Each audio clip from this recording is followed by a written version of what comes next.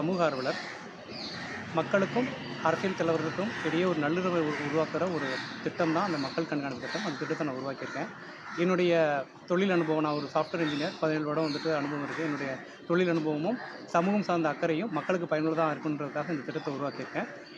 இந்த திட்டங்கிறது என்னென்னு பார்த்தீங்கன்னா, மக்கள் தங்களுடைய அடிப்படை தேவைகளை தேவைகளான சாலை, குடிநீர், பொது கழிப்பிடம், மருத்துவமனை உள்ளிட்ட அனைத்து சமுதாய அடிப்படை தேவைகளை எளிய முறையில் அரசியல் தலைவர்கள்ட்ட அரசாங்கத்துக்கிட்ட தெரிவிக்கிற மாதிரி இந்த ஆப்பை டிசைன் பண்ணியிருக்கோம். இந்த ஆப் மட்டும் இல்லாமல் அந்த அவ்வாறு தெரிவிக்கப்பட்ட குறைகளை எப்படி அவங்க அட்ரஸ் பண்ணுறாங்க, சரி செய்கிறாங்க, கூட்டம் நடத்துகிறாங்க உள்ளிட்ட அனைத்து செயல்பாடுகளையும் உருவாக்கியது மக்கள் கண்காணிப்பு திட்டம். இந்த ஆப் மகதி. ஸோ இந்த Magathi app plus how they are resolving that issue, எப்படி அந்த குறைகளை நிறைவேற்றுறாங்கிறது இந்த மொத்த ஹோல் பேக்கேஜும் மக்கள் கண்காணிப்பு திட்டம் அப்படின்னு சொல்கிறாங்க. இந்த திட்டத்தை நாங்கள் மக்கள்கிட்ட ஃபீட்பேக் எடுத்து மக்கள் நிறைய பேர் வரவேற்பு கொடுத்துருக்காங்க. இது அடுத்த கட்ட நடவடிக்கையாக கட்சிகள்கிட்ட நாங்கள் எடுத்துகிட்டு போயிட்டுருக்கோம். அவங்களுடைய தேர்தல் அறிக்கையில் இந்த இடம்பெற்று அவங்க ஆட்சிக்கு வந்தாங்கன்னா அது மக்களுக்காக செயல்படுத்தணுங்கிறது தான் எங்களுடைய நோக்கமே. ஸோ இந்த திட்டங்கிறது என்ன, எப்படி ஏற்கனவே நிறைய திட்டங்கள் இருக்குது, உண்மையிலே இந்த திட்டம் ஒரு செயலி தேவைதானா அப்படிங்கிறத பற்றி ஒரு சுருக்கமாக விரைவாக உங்களுக்கு நான் விளக்குறேன். சரிங்களா? ஸோ இந்த திட்டத்தை பொறுத்த வரைக்கும் 2 முக்கிய காரணங்கள் இருக்குது. ஒன்று செயலி, மகதிங்கிற செயலி. ஓகே, ஸோ இது இங்கே இருக்குது இந்த ஐக்கான். ஓகேங்களா? ஸோ இந்த மகதிங்கிற செயலி, அப்புறம் இது பார்த்தீங்கன்னா இந்த மகதிங்கிற இந்த கையேடு, இது 2 தான் இந்த திட்டத்தில் முக்கிய சாராம்சம். மகதி என்ற செயலி, மகதி ஆப். இது ப்ளே ஸ்டோரில் போயிட்டு அப்லோட் பண்ணிக்கலாம். என்னிலேருந்து அப்லோட் பண்ணலாம்? மார்ச் 20க்கு மேலே இருந்து அப்லோட் பண்ணிக்கலாம். இப்போ டெஸ்டிங் ஃபேஸில் இருக்குது. மார்ச் 20லேருந்து இருக்கும். மக்கள் அதை யூஸ் பண்ண முடியும். ஏன்னா கவர்மெண்ட் அப்ரூவ் பண்ணணும். சரிங்களா? அப்படி ஒரு ஆப் இருக்குன்றதை பார்த்துக்கலாம். கவர்மெண்ட் அப்ரூவ் பண்ணி டேக் ஓவர் பண்ணதுக்கப்புறம் தான் they can able to use it. அது வரைக்கும் டவுன்லோட் பண்ணி எங்களுக்கு இந்த மாதிரி திட்டம் வேணும் அப்படின்னு சொல்லி அவங்க கேட்கலாம். கேட்டால் தான் கிடைக்கும். கரெக்டுங்களா? அது மார்ச் 20ஆம் தேதி இதை டவுன்லோட் பண்ணிக்கலாம். ஆனால் பயன்படுத்த முடியாது. எப்போ பயன்படுத்த முடியும்? கவர்மெண்ட் அப்ரூவ் பண்ணணும் இல்லையா? குறைகளை நான் தெரிவிக்கிறேன். அரசாங்கம் எடுத்து இந்த திட்டத்தை எடுத்து செயல்படுத்தினா தான் செவி மடுக்கணும் இல்லையா? ஸோ அதை கவர்மெண்ட் ஆத்தரிஸ்டாக வேணும்னா நீங்கள் கேட்டால் மட்டும்தான் கவர்மெண்ட் கவனம் செலுத்துவாங்க. இதை டேக் ஓவர் பண்ணுவாங்க. இதுதான் எங்களோட மெயின் கோரிக்கை. ஸோ மக்களோட அடிப்படையே பிரச்சனைகளை வீட்டில் இருந்தபடியே ஆப் மூலமாக அரசாங்கம் தெரிவித்து சரிப்படுத்தக்கூடியது தான் இந்த ஆப்போட நிறைய நீங்களே கேள்வி கேட்கலாம். அடுத்த கேள்வி நிறைய ஆப் இதே மாதிரி மொபைல் ஆப் நிறைய இருக்குல்ல. இப்போ இதுக்கும் என்ன வித்தியாசம்? உண்மையிலே இந்த திட்டம் தேவையா? இது செயல்படுத்துகிற மாதிரி இருக்குமா? இதில் சொன்னால் செய்வாங்களா? எனக்கு என்ன பாதுகாப்பு? இது எப்படி நீங்கள் அச்சீவ் பண்ணியிருக்கீங்க சொல்கிறோம் இல்லையா? தனிப்படி இது எல்லாத்தையும் குயிக் அண்ட் ப்ரீஃபாக நான் சொல்லிடுறேன். செயல்முறையை விளக்கும்போது உங்களுக்கான கேள்விகளுக்கான பதில் கிடைக்கும். ஸோ திட்டம் தொடங்கப்பட்டவுடன் என்ன பண்ணுவாங்க அப்படின்னா, ஒரு வார்டு கவுன்சிலரும் அந்த தொகுதி மக்களில் ஒரு குடும்ப அட்டைக்கு ஒரு புக்கில் இந்த மகதி கையேடு விதம் கொடுத்துருவாங்க. இது கொடுக்கும்போது அவங்க இந்த புக்லெட்டில் ஆக்டிவேட் பண்ணி கொடுப்பாங்க. அப்போ நீங்கள் ப்ளே ஸ்டோரில் டவுன்லோட் பண்ணி வச்சுருப்பீங்க இல்லையா? அந்த டவுன்லோடில் உங்களுக்கு லாகின் எப்போதுமே உங்களுக்கு தெரிஞ்சிருக்கும். ஒரு திட்டம் பண்ணணும்னா இப்போ நம்ம ஆதார் அட்டை, ஐடி அது மாதிரி கொடுப்போம் இல்லையா? அந்த மாதிரி இந்த அட்டையை கொடுத்துருவோம். இந்த அட்டை அந்த ரேஷன் கார்டோட லாஸ்ட் 4 டிஜிட்டோட தான் டேக் பண்ணி கொடுப்பாங்க. ஸோ அதனால் இந்த கார்டு நம்பர் மட்டும் தான் தெரியும். யார் எந்த குடும்பத்துக்கு இந்த கார்டுங்கிறது தெரியாது. ஒரு குடும்ப அட்டைக்கு ஒரு புக்லெட் கொடுத்துருவீங்க. ஒரு புக்லெட் கொடுத்துருவோம். நீங்கள் தருவீங்களா? அரசாங்கம் கொடுக்குமா? அவங்க செயல்படுத்தப்பட்ட அரசாங்கம் தான் கொடுக்கணும். அரசாங்கம் கவர்மெண்ட் ஸ்கீமாக தான் அது போகணும். கரெக்டுங்களா? அப்போ தான் அது தனிப்பட்ட நபர். நான் தனிப்பட்ட மக்களோட கருத்துக்களை கேட்குற. இந்த ஆப் கிரியேட் பண்ணுறதுக்கு முன்னாடி அரசாங்கத்தில் அனுமதி வாங்கியிருக்கீங்களா? அரசாங்கத்தில் அனுமதி வாங்குறதுக்கு தான் இந்த முயற்சியே. மக்கள் இந்த மாதிரி எப்பொழுதுமே ஒரு ஆப் கண்டுபிடிப்பு எல்லாமே மக்களுக்கு மேலே பயனுள்ளதாக இருக்கான்னு பார்க்கணும். நாங்கள் இதை ஏற்கனவே செயல்முறைப்படுத்தி மக்கள்கிட்ட ஒரு 13 வருட காலமாக ரிசர்ச் பண்ணியிருக்கேன். மக்கள்கிட்ட பெருவாரியான மக்கள்கிட்ட நான் இந்த கடந்த ஒரு 7 மாத காலமாக யூடியூப்பில் இணையதளம் மூலயமா நான் ஃபீட்பேக் வாங்கியிருக்கேன். கிட்டத்தட்ட 15 லட்சம் மக்கள் இந்த திட்டம் கேட்ட எல்லாருமே இந்த திட்டம் அருமையாக இருக்குது, எங்களுக்கு இது வேணும்னு கேட்குறாங்க. எப்படி அவங்களுக்கு திட்டம் வேணும்னு கேட்குறதுன்றது தயக்கமாக இருந்தது. அதே மாதிரி அரசாங்கத்தோட அனுமதி இல்லாமல் இந்த ஆப் நம்ம யூஸ் பண்ணவும் கூடாது. அதனால் ஆப்பை டவுன்லோட் பண்ணிக்கலாம், ரெடி டு யூஸ். ஆனால் இப்போ அதுக்கான செயலி இதை ஆக்டிவேட் பண்ணி இந்த பார்கோட் வந்தால் தான் யூஸ் பண்ண முடியும். அரசாங்கம் அனுமதி பெற்ற பிறகு இப்போ எலெக்ஷன் கூடி சீக்கிரம் வரும்போது அப்போ மக்கள் இலவசங்கள் நிறைய தேர்தல் வாக்குகள் அரசியல் கட்சிகள் தராங்க. அப்போ மக்களுக்கு தேவையான, மக்கள் தங்களுடைய ஜனநாயக உணர்வாக நினைக்கக்கூடிய, எனக்கான சுதந்திரத்தை கொடுக்கக்கூடிய இந்த திட்டத்தை மக்கள் விரும்பி கேட்கும்போது அரசியல் தலைவர்கள் மக்கள் என்ன கேட்குறாங்களோ அது இந்த எலெக்ஷன் டைமில் எடுத்துக்க நிறைய வாய்ப்பு இருக்குது. அதனால தான் எனக்கு இந்த முயற்சியோடு வந்திருக்கும். சரிங்களா? இது வந்து சென்னை மட்டுமா இல்லை தமிழ்நாடு முழுவதும்? தமிழ்நாடு முழுக்க. தமிழ்நாடு முழுவதும். தமிழ்நாடு முழுவதும். இந்தியா முழுவதும்?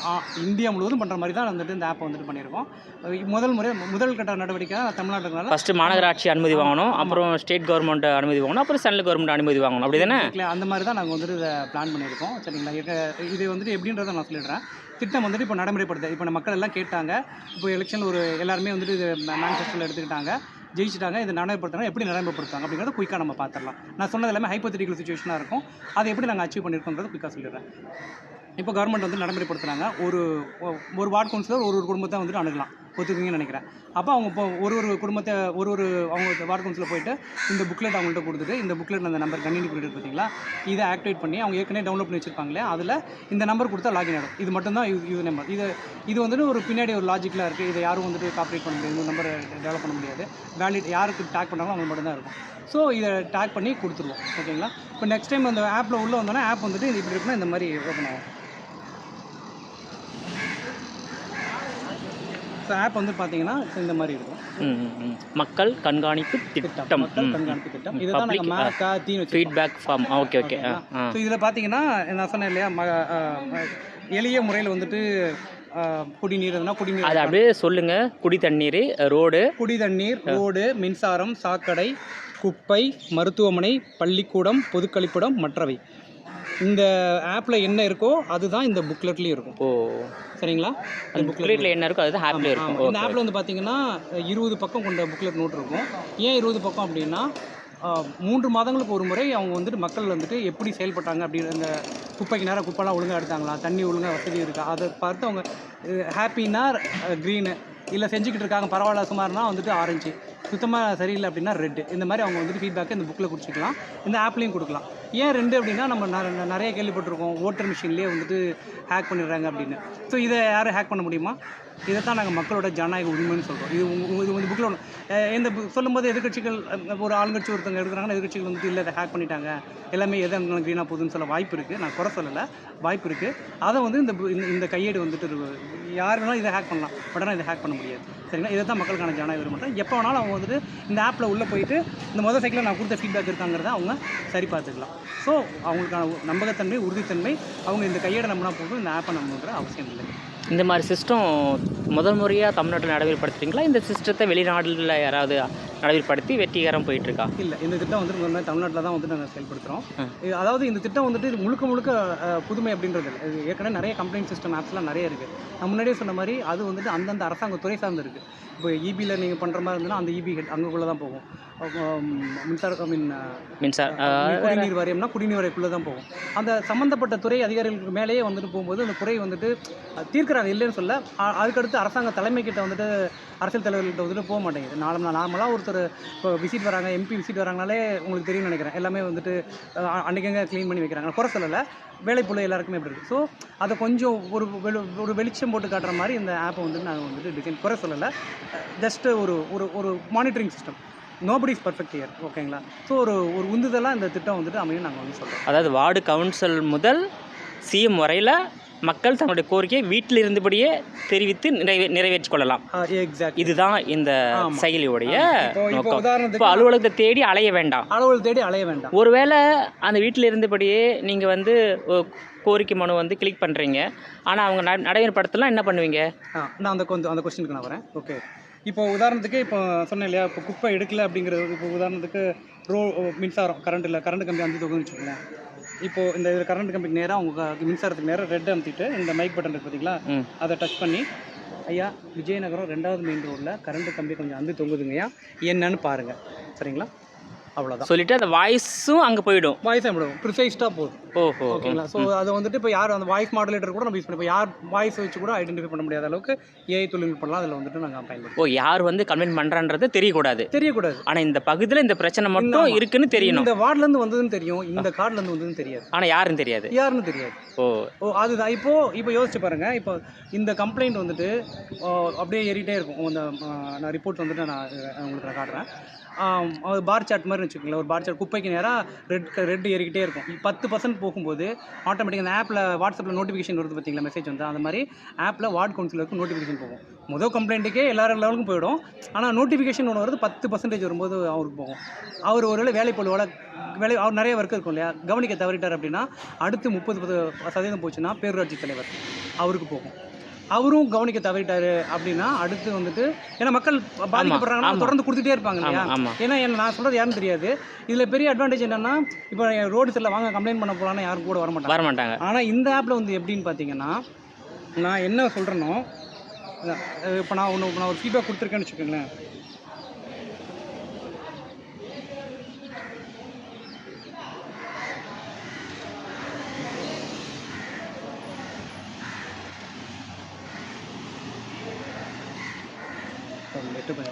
ஓகே. ஸோ இப்போ நான் வந்துட்டு இப்போ ஒரு ரோடு சரியில்லைன்னு சொல்லி ஒருத்தர் கொடுத்துருக்காரு அப்படின்னா, இப்போ நான் உள்ளே போயிட்டு என் தொகுதி மக்கள் வந்துட்டு என்னென்ன, நான் இப்போ என் பக்கத்து வீட்டுக்காரங்க மீன்ஸ் என்னோட தொகுதி என்ன பிரச்சனை இருக்குது, ஏதோ வாய்ஸ் கொடுத்துருக்காங்க, எனக்கு தெரியாமல் இருக்கலாம். நான் வந்துட்டு காலையில் 5 மணிக்கு எந்திரிச்சு ஓட்டினா நைட்டு 8 மணிக்கு வந்து படுக்கிறோன்னு இருக்கலாம். திடீர்னு ஆப் ஓப்பன் பண்ணி பார்க்குறேன், என்னப்பா எல்லாருமே நம்ம தொகுதி மக்கள் வந்துட்டு எதுக்கோ குரல் கொடுத்துருக்காங்க, ரோடு சரியில்லைன்னு கேட்டிருக்காங்கப்பா. அப்போ நம்மளும் ஒரு ரெட்டை போடும்.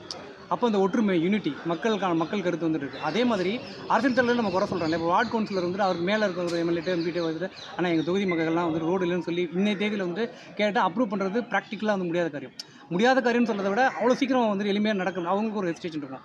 இப்போ அவங்க ஒரு கான்க்ரீட் எவிடன்ஸ் இருக்கும், மக்கள் கேட்குறாங்கண்ணே அப்படின்னு சொல்கிறது ஒரு ப்ரூஃபோடு போய் காட்டுற மாதிரி இருக்கும். கரெக்டுங்களா? ஸோ இது மக்கள் கேட்குறாங்க, அப்போ பண்ணி கொடுத்தா உடனே ஒரு ரெகக்னிஷன் இருக்கும். நம்ம இப்போ சொன்ன மாதிரி அந்த குப்பை இல்லை, அந்த மின்சாரம் இல்லைன்ற ரெட்டை அழுத்தும் போது உடனடியாக அதை சரி பண்ணி கொடுத்துட்டு மக்கள் கண்காணிப்பு திறன் குறைந்த வழியாக இது தீர்க்கப்பட்டதுன்னு சொல்லி வைக்கும்போது ஒரு சாமானியன் நினச்சி பாருங்கள். நான் வந்துட்டு என் அடிப்படை தேவை இல்லைன்றதை வந்து நான் கேட்டது வந்துட்டு அங்கே கேட்டுருச்சு. என்னோடய வார்டு நான் ஓட் போட்டவர் வந்துட்டு எனக்கு ஒரு பிரச்சனையை வந்துட்டு எனக்கு வந்துட்டு செஞ்சு கொடுத்துட்டாரு. இதுதான் ஒரு ஜனநாயக உரிமை, ஒரு ஃபீல்னு நினைக்கிறேன். நீங்கள் என்ன நினைக்கிறீங்க? ஸோ அந்த ஃபீலை வந்துட்டு இந்த திட்டம் வந்து கொடுக்குது. செஞ்சு கொடுத்த உடனே அவங்க சொல்கிறாங்க இல்லையா, இப்போ ஆப்வியஸாக செயலாம் ரெட் எழுத்தும் போது செஞ்சு முடிச்சாங்கன்னா காங்கிரஸில் க்ரீன் கொடுப்பாங்க இல்லையா, அந்த க்ரீன்கிறது அந்த அரசியல் தலைவரை இப்போ நீ அடுத்த தடவை இன்னும் உனக்கு நான் ஓட்டு நல்லா யோசிச்சு பாருங்க. நான் கேட்ட எல்லாத்தையும் செஞ்சு கொடுத்துட்டாரு. அடுத்த தடவை ஓட் போடும்போது யாருக்கு போடுவாங்கன்னு நினைக்கிறீங்க? இப்போது இன்டிமேஷன் வந்து யாருக்கு போகும்? அந்த கவுன்சிலருக்கு போகுமா, இல்லை அந்த சம்மந்தப்பட்ட அதிகாரி இருக்காங்களா அவங்களுக்கு போகுமா? கவுன்சிலருக்கு தான் போகும். கவுன்சிலர் தான். கவுன்சிலர் ஃபோன் நம்பருக்கு போகுமா? ஆமாம், இந்த ஆப் வந்துட்டு மக்களுக்கு நான் சொன்னேன் இல்லையா, அதே மாதிரி இந்த ஆப் வந்துட்டு லாகின் வந்துட்டு வார்டு கவுன்சிலரோட லாகின் போட்டாருன்னா வார்டு கவுன்சிலரோட லாகின் போகும். ஒரே நிமிஷம் நான் உங்களுக்கு காட்டணும்னா அதையும் காட்டுறேன். இப்போ இது பார்த்தீங்கன்னா இதில் வந்துட்டு பப்ளிக் இருக்கு, லீடர்ஸ் இருக்கு, கியாஸ்க்குங்கிறது என்னன்னா மொபைல் இல்லாதவங்க அவங்களுக்கு வந்துட்டு ரேஷன் கடையில் வந்துட்டு இந்த கியாஸ்க் செட்டப் வந்துட்டு வச்சுருவோம். ஓகேங்களா? அவங்க வந்துட்டு இந்த புக்லெட்டில் இந்த கியாஸ் செட்டுங்கிறது எப்படி இருக்குன்னா இந்த மாதிரி இருக்கும்.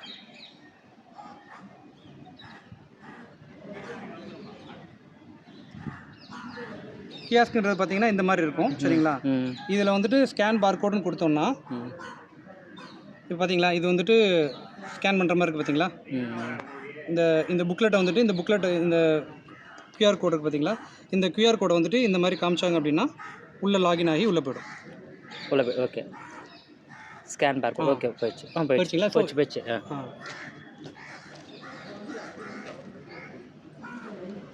ஸோ மக்களுடைய அன்றாட அடிப்படை பிரச்சனைகளை குறித்து தீர்வு காண்பதற்கு உங்கள் ஆப் வந்து யூஸ்ஃபுல்லாக இருக்கும். கையில் மொபைல் இல்லாதவங்க, இன்டர்நெட் படிக்காதவங்க, இப்போ ஒரு யாராக இருந்தாலும் வந்துட்டு ரேஷன் கடை கண்டிப்பாக போயிடுவாங்க இல்லையா, அப்போ போகும்போது ரேஷன் கார்டு மாதிரி இந்த கட்டை எடுத்துகிட்டு போய் இதை ரேஷன் கடைக்கு போகும்போதும் இல்லை பிரச்சனைன்னு வந்துருச்சுன்னு சொல்லணும். ஒரு மொபைல்லாம் இல்லை, யார் உதவியும் தேவையில்லை, ஒரு தடவை சொல்லி கொடுத்தாலே போதும். ஒரு ஹெல்ப்பர் சொல்லணும், நேராக போய் அவங்க வந்துட்டு இந்த பொம்மைக்கு நேராக படிக்காத இருந்தாங்கன்னா ஐயா இந்த ஹாஸ்பிட்டல் சிம்பிள் போட்டுக்கல, அதுக்கு தான் மருத்துவமனை போய் குறை இருந்தால் சொல்லுங்கள் அப்படின்னா அவங்க அமுத்தி சொல்ல போகிறாங்க. என்னை பொறுத்த வரைக்கும் வாக்கு உரிமை இருக்கிற ஒரு இந்திய குடிமகனும் வந்துட்டு அவனுக்கான உரிமையை கேட்டுக்கணும். கரெக்டுங்களா? கேட்கணும். முதல்ல அந்த உரிமையை நிறைவேற்றி தரக்கூடிய பொறுப்பு ஆட்சியாளருக்கு உள்ளது. ஆட்சியாளருக்குள்ள அவங்க வந்துட்டு செய்வாங்க. அதுதான் இங்கே பிரச்சனை. செய்யணும்னு நான் சொல்லுறேன். அவங்க செய்ய தயாராக இருக்காங்க. நம்ம கேட்கணும். முதல்ல கேட்கணும். அவங்களுக்கு அந்த நாலேஜ் கொண்டு போகணும். ஆமாம், அதை நீங்கள் எதுவுமே சொல்லாமல் நமக்கு தெரியாது. எனக்கு பற்றி அது வந்துட்டு அவங்க செய்யணும். அவங்கள பொறுத்த வரைக்கும் என்ன இருக்குது, எல்லாம் நடந்துகிட்டு இருக்குன்னு அவங்க நினைக்கிறாங்க. எனக்கு நடக்கலை அப்படின்றது நீங்கள் முதல்ல கேளுங்க. அதை கேட்குறது வந்துட்டு இது ஒரு அன்பு மிகுந்த ஒரு சூழல் தான் வந்து உருவாக்கும். நீங்கள் கேட்கும்போது மரியாதை நிமித்தமாக தான் வந்துட்டு கேட்பீங்க. ஸோ கண்டிப்பாக செஞ்சு கொடுக்கும்போது அவருக்கான ரெகக்னேஷன் கிடைக்கும். இப்போ அதிகபட்சம் எல்லா அரசியலத்தோட நோக்கம் என்னவாக இருக்குன்னு நினைக்கிறீங்க? மக்களுடைய அடிப்படை தேவையை நிறைவேற்றிக் கொள்வது தான் அரசியல்வாதிகளுடைய அதே மாதிரி பிரதான நான் நோக்கம். மக்களுக்காக உழைச்ச அப்படின்னா மக்கள் எனக்கான அங்கீகாரத்தை கொடுக்கணும் அப்படின்னு எதிர்பார்க்கணும். ஆமாம், இப்போ காமராஜரே தோக்கடிச்சிருக்காங்க, நல்ல கண்ணு தோக்கடிச்சிருக்காங்க, ஒடுவந்திரை அண்ணா தோத்துருக்காரு. அது காரணம் என்னன்னா மக்கள் வந்துட்டு யாருக்கு வாக்களிக்கிறது அப்படின்ற ஒரு கன்ஃபியூஷன் இருக்காங்க. இப்போ என் கையில் ஒரு கான்கிரீட் எவிடன்ஸ் இருக்கும். இப்போ யோசிச்சு பாருங்க, இந்த இது நான் ஓட்டு போட போகிறேன், என் கையில் வந்துட்டு நீங்கள் சொன்னீங்களே செய்யலைன்னா என்ன பண்ணுறது அப்படின்னு. நீங்கள் செஞ்சுட்டா க்ரீன் பண்ணுவாங்க, ஓட் பண்ணுவாங்கன்னு சொன்னேன். செய்யலைன்னு வச்சுக்குவோம்.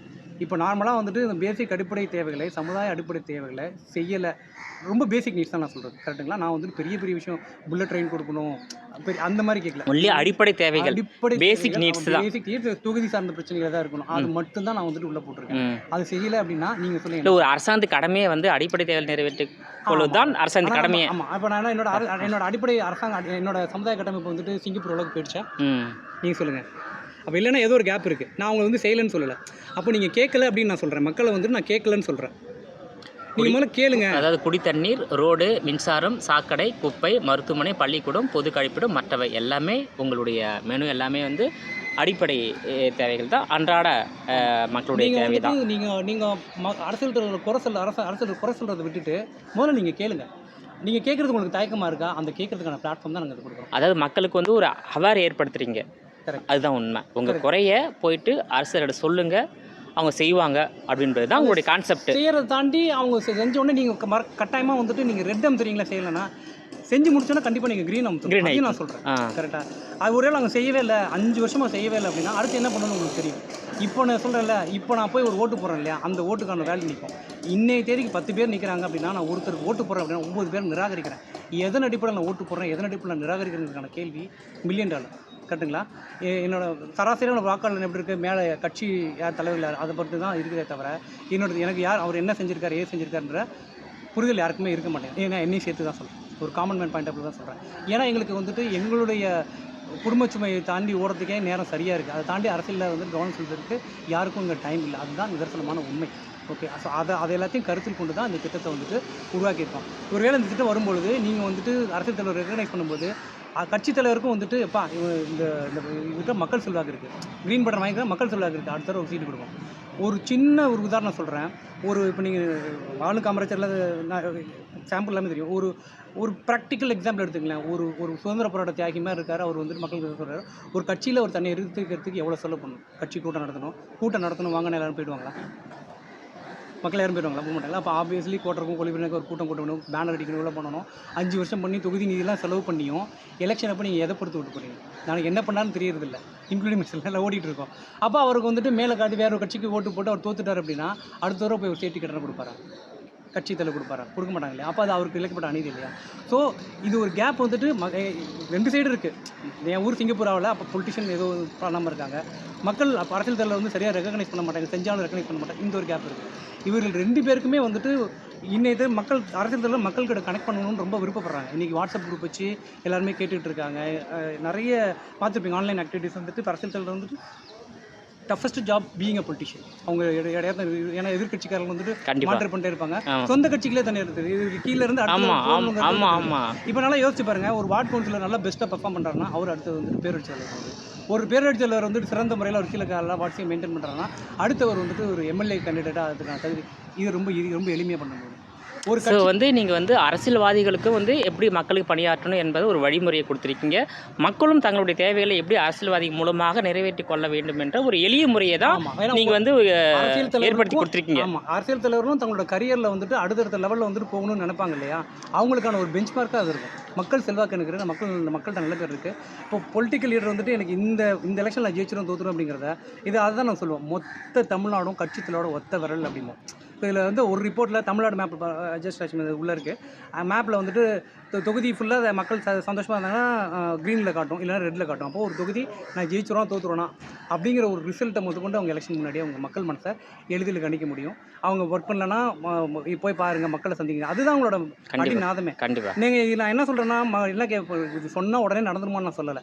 குறைந்தபட்சம் ஒரு முயற்சி, குறைந்தபட்சம் என்ன நடக்கும் அப்படின்னா, இதில் நீங்கள் கொடுத்ததுக்கப்புறம் 3 மாதங்களுக்குள்ளே நீங்கள் ஓட்டு போட்ட அந்த வார்டு கவுன்சிலர் அந்த சம்மந்தப்பட்ட எம்எல்ஏட்ட தெரிவித்த அவர் சொல்ல அந்த ஆதாரத்தை காட்டுறாரு இல்லையா, நான் ஓட்டு போட்டேன், அரசியல்வாதி நான் பார்க்குறது இல்லை, எலெக்ஷன் மட்டும் தான்ப்பா வராங்க, யாரும் பார்க்குறது, இதுதான் பெரும்பாலான மக்கள் நான் பிடிச்சேன், கரெக்டுங்களா?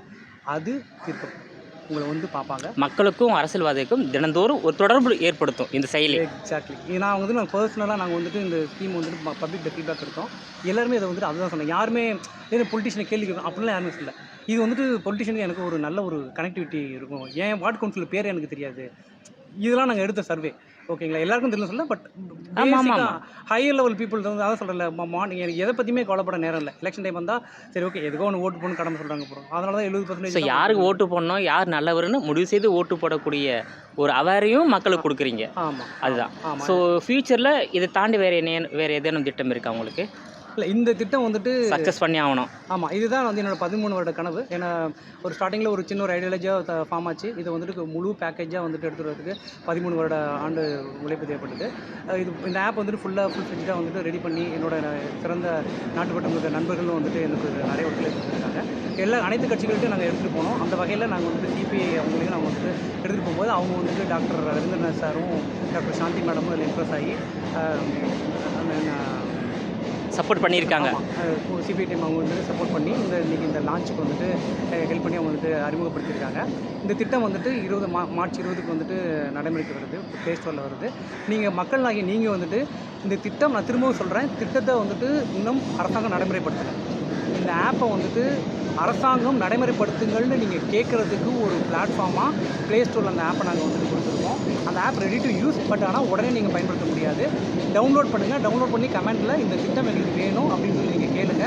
அதை ஒரு ஆதாரமாக நாங்கள் எடுத்து வந்து கட்சி தலைவர்கிட்ட கொடுக்கும்போது மக்கள் இது விரும்புகிறார்கள், இந்த திட்டத்தை எடுத்தால் மக்களாக இதை வாக்கு நம்ம பெற முடியும், மக்கள் நம்பிக்கை பெற முடியுன்ற நம்பிக்கை நீங்கள் கொடுத்தீங்க அப்படின்னா அவர்கள் இதை செயல்படுத்தணும் வாய்ப்பு இருக்குது. அதுக்காக தான் நாங்கள் இந்த திட்டத்தை. ஸோ இந்த செயலியை கிரியேட் பண்ண 13 ஆண்டுகள் முயற்சி பண்ணிங்களா? ஆமாம், ஒரு ஐடியாலஜி. அதை நான் வந்துட்டு ஒரு சாமானியன். ஓகேங்களா, நான் ஒரு சாமானியன். எனக்கு ஒரு ஐடியாலஜி தோணுச்சு. அதை வந்துட்டு ஃபஸ்ட்டு எழுதி போட்டேன். அப்புறம் சில சமூக அமைப்புகள்கிட்ட வந்துட்டு கொடுத்தேன். நம்ம பெரிய வரலாறு தான். சின்ன சின்ன ஐடியாலஜியாக தோணுச்சு. அப்புறம் கொடுத்து பார்த்தேன். ஒரு வீடியோவை எடுத்து பதிவிட்டேன். சரி, இதை அடுத்த லெவலில் எடுத்துகிட்டு போகணும். நான் என் வெளியில் வரத்துக்கே கொஞ்சம் பயம். குடும்ப சார்ந்த அரசியல் பொது வாழ்வு அப்படின்னு வரும்போது கொஞ்சம் பயம் இதெல்லாம் இருந்தது.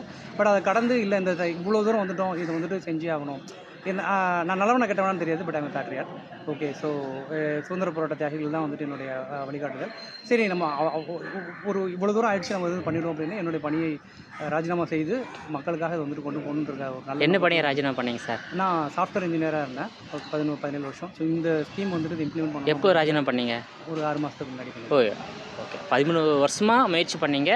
ஆனால் உங்களுக்கு ஒரு ஐடியா கிடைச்ச பிறகு ஸோ 6 மாதம் ரிசைன் பண்ணிட்டு ஃபுல் பில்ஜாக இறங்கி பண்ணுறீங்க. ஓகே, இந்த எலெக்ஷனுக்குள்ளே நம்ம வந்துட்டு பண்ணால் தான் வந்துட்டு அப்படின்னு சொல்லலை. ஆனால் மக்கள் இதை கேட்டாங்கன்னா இது ஏன்னா உங்களுக்கே தெரியும் இல்லையா, ஸோ மக்கள் எதை விரும்புகிறாங்களோ அதை நடைமுறைப்படுத்துறதுக்கான வாய்ப்புகள் அதிகமாக இருக்குது.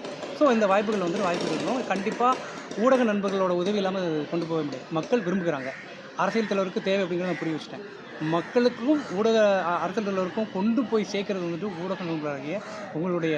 ஏன்னா அந்த சுதந்திர போராட்ட காலம் தொட்டு ஊடகம் மட்டும்தான் வந்துட்டு மக்களுக்கு சுதந்திர விழிப்புணர்வு வந்து எல்லாமே கொண்டு போனது வந்துட்டு ஊடகங்கள் தான் வந்துட்டு பெரும் பங்காற்றுன்னு நான் நினைக்கிறேன். ஸோ கண்டிப்பாக ஊடகங்கள் நல்ல விஷயங்களை வந்துட்டு ஊக்குவிப்பாங்கன்ற நம்பிக்கையில் நாங்கள் வந்துட்டு செய்கிறோம். முழுக்க விலை இல்லாமல் தான் நாங்கள் வந்து கொடுக்குறோம். ஸோ அதை வந்து நான் பெருமைப்படுறேன். ஃப்ரீயாக தான் கொடுக்குறீங்க. ஓகே, உங்கள் முயற்சிக்கு வாழ்த்துக்கள் சார். தேங்க்யூ. ஓகே.